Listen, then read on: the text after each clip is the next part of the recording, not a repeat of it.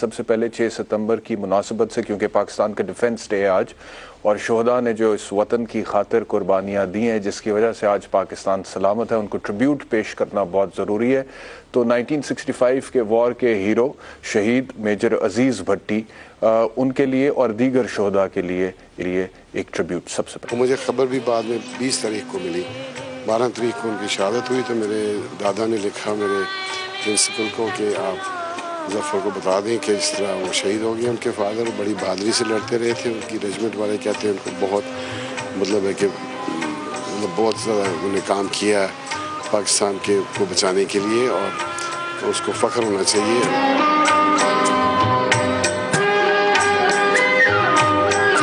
इसको फिर मैं स्कूल गया नेक्स्ट डे, तो मुझे नेचुरली उस वक्त सुबह फिर अखबार में लिखा कि सारे अखबारों में कि मेरे हेडलाइंस मेजर अजीज़ भट्टी के निशान हैदर मिला फॉर ब्रेवरी और ये है आउटस्टैंडिंग ब्रेवरी। तो वो फिर अजीब से ही वो था समा। एक तो अफसोस इतना ज़्यादा, तो मुझे लोग अफसोस भी कर रहे थे, मेरे दोस्त भी, टीचर्स भी, और साथ में मुबारक भी दे रहे थे कि जी उनको निशान हैदर मिला है ये। तो बस वो उससे थोड़ा सा कट थोड़ा ज़रा आपको जो लगता है ना वो कम लगता है कि भाई चलो इतनी बहादुरी से और इतना बड़ा एजाज़ लिया। तो बट अभी भी हमें फ़ख्र है उन पर, हमारी पहचान उन्हीं से है, हम लोग हमारे पूरे ख़ानदान की पहचान उन्हीं से है।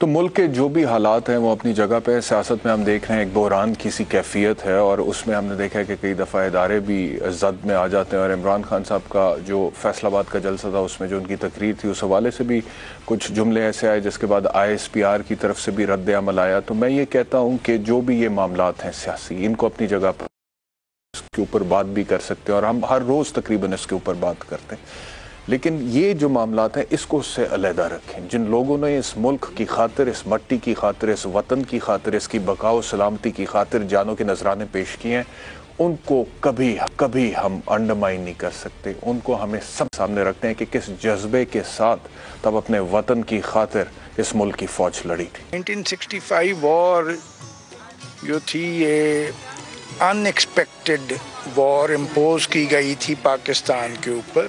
अगर ये सिविलियन हमारे साथ इस तरीके से सपोर्ट हमें ना करते तो हम ऐसे जंग नहीं लड़ सकते थे। अपनी जान नजर करूं, अपनी वफा पेश करूं। उस वक़्त हालत ये थी कि हमने इंडिया के काफ़ी इलाका इंडिया का फतह कर लिया था और CO साहब बहुत ही दिलेर अफसर थे, जफ़र अहमद जफ़र उनका नाम था।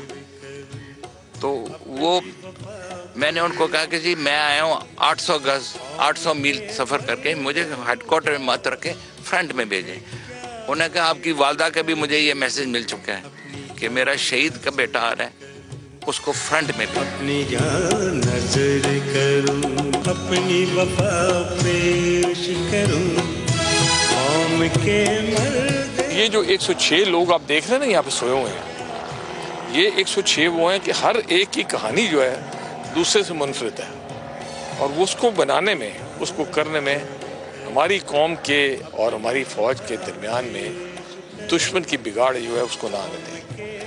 ये फौज, ये कौम, ये अवाम एक कौम है। दुश्मन की जो सबसे दिली ख्वाहिश है वो ये है कि आप इसको तोड़ दें, इनको दो।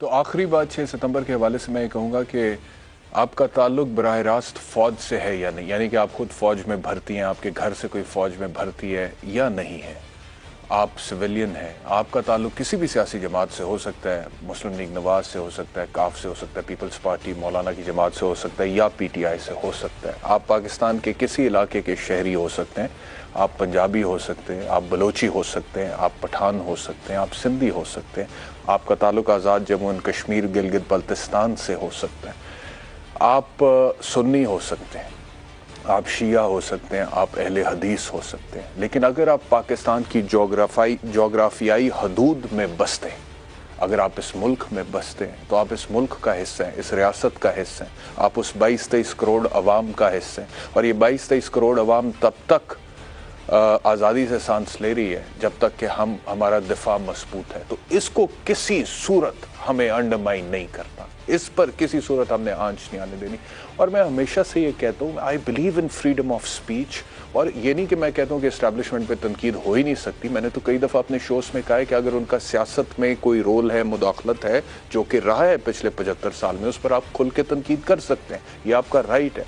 लेकिन एट द सेम टाइम आपने ये ज़रूर देखना है कि जो हमारी नेशनल सिक्योरिटी है उसका हमने ख्याल रखना है। और पाकिस्तान तहरीक इंसाफ से, खान साहब से, बाकी जितने भी इनके हामी हैं, उनसे एक ही मेरा इख्तलाफ हुआ था, और वो यही था कि हम अपनी कौमी सलामती पे कॉम्प्रोमाइज़ नहीं कर सकते। जब आप ये कहते हैं बैरूनी साजिश हो गई, भाई मुझे फ़ख्र है अपने शहदा पे, शहदा की फैमिलीज़ पे, फ़ौज पे, मेरा सीना फ़ख्र से चौड़ा हो जाता है जब मैं ISI का नाम लेता हूँ कि दुनिया की बेहतरीन इंटेलिजेंस एजेंसीज़ में। तो अगर उसकी कैपेबिलिटी कहीं पर हमारी बातों से अंडरमाइन होना शुरू हो जाए तो वो मुनासिब नहीं है। तो you just have to be careful with your words. और ये खान साहब को कुछ इसके ऊपर ध्यान देने की ज़रूरत है।